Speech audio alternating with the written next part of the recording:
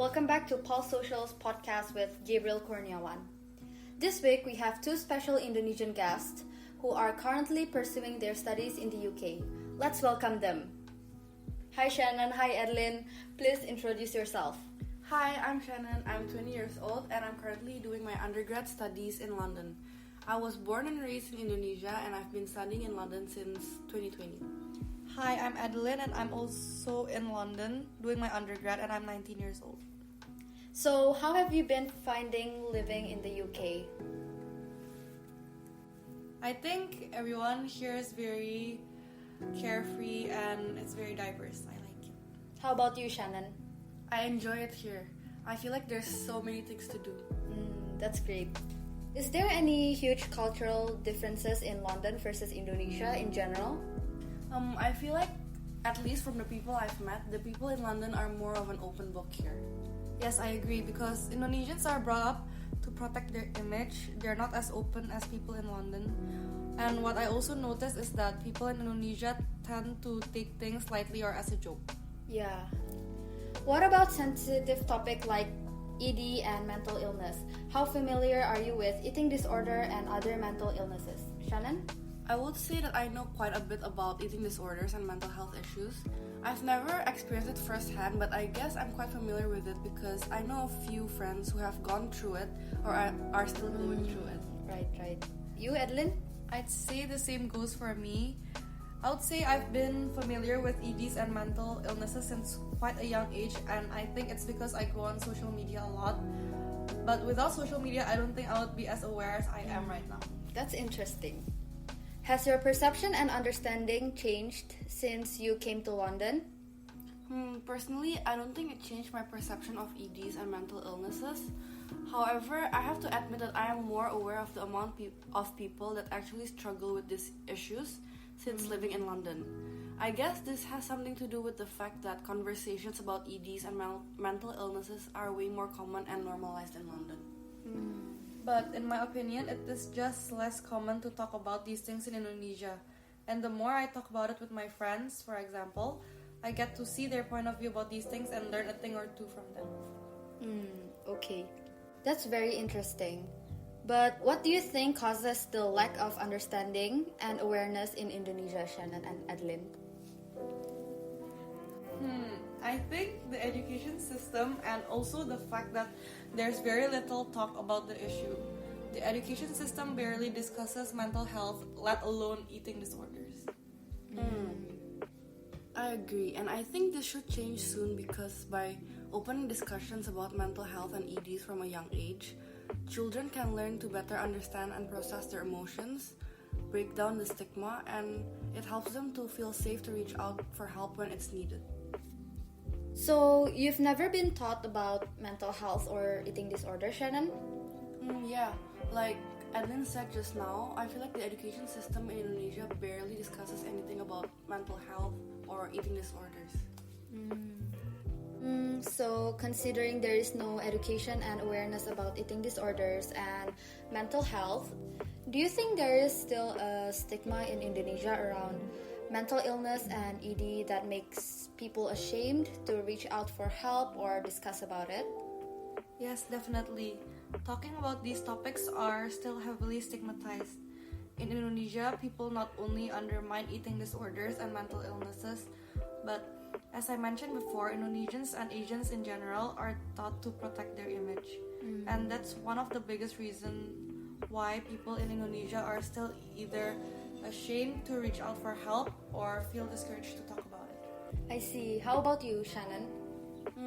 Yes, that's true. I feel like a bigger problem is the fact that those who want to find help don't even know who to talk to or where to find help. Right. So they'll end up not talking about it at all.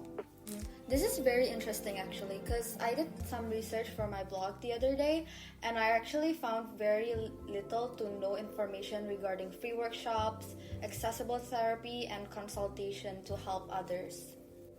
Actually, there is an app called Halodoc, and it's a good first step, but they're also lacking in a lot of areas. So you can text a so-called certified psychologist for £2.5, and you can text him or her for around 45 minutes. But there is only so much you can unpack in 45 minutes through text, and I think it's not that effective, and maybe meeting a psychologist or counselor face to face or at least through video call is better. Yeah, I actually agree with you, Adeline. I don't think they can diagnose you in 45 minutes either, unless maybe you talk to the same doctor often or consistently.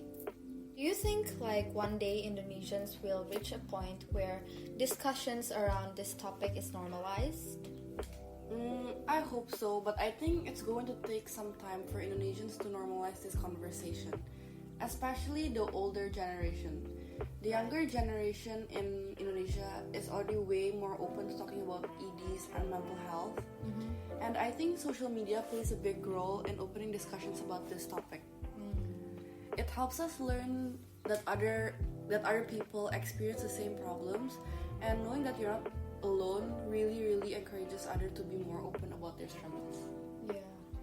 That's true, but I think even the younger generation today still struggle to be completely open and honest because they're still like maybe scared of what their family members might think or what their friends might think. But like personally, have you ever felt this way? Yes, I have. I was recently so anxious because my exams were coming up, and it got to a point where it was so unhealthy. I didn't know who to reach out to because it felt like it was a small problem, and I didn't think anybody around me has ever felt anxious before. But actually, however small you think your problem is, it's still valid and it's okay to look for help. My close friend actually started talking to me about her also struggling with school and being so anxious about it. And when she started opening up to me, it made me feel way more comfortable to share my struggles too.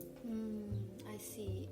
Yeah, I actually agree. Like, it's really important and helpful to share your struggles with close friends or family member who can understand you and support you, because you might never know, someone might be going through the same struggle like you.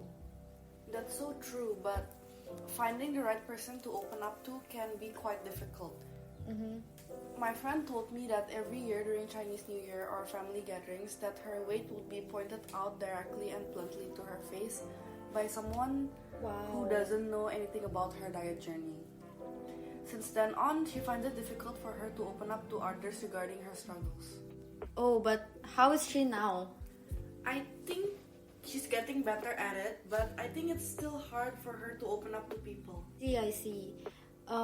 And how would you suggest, as a person who has experience living in both countries, to break that barrier, especially to help a friend like yours, Shannon? As I mentioned before, I think that teaching the younger generation and encouraging conversation from a young age will really help break the stigma of EDs and mental illnesses. And as for the older generation, I think we can teach them by telling them nicely that you don't know what others might be going through, so we shouldn't make unnecessary comments like, you've gained so much weight recently. That's so true. What about you, Adeline? For me, I think we should start with being there for our close friends and families, being more open about our struggles, and to always be ready to lend an ear to whoever needs it. This is the end of this podcast. It's been real nice having you guys here today. Hope you guys enjoyed it as much as I did, and I hope our listeners have a new perspective from this podcast. Thank you for having me here. I really enjoyed our little chat today. You're very welcome, Gabriel. Yeah. So thank you once again, and see you guys next time.